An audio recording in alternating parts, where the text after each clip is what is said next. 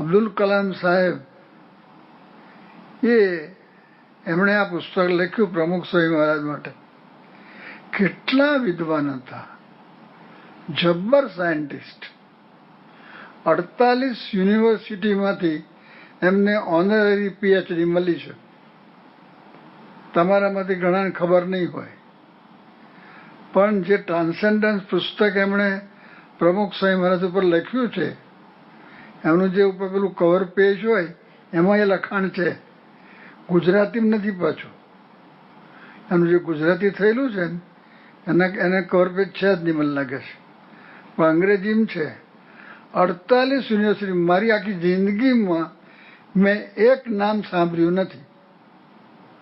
હશે, આપણે એવું નહીં કહીએ કે નહીં હોય, પણ એવી વ્યક્તિએ આ પુસ્તક લખ્યું છે.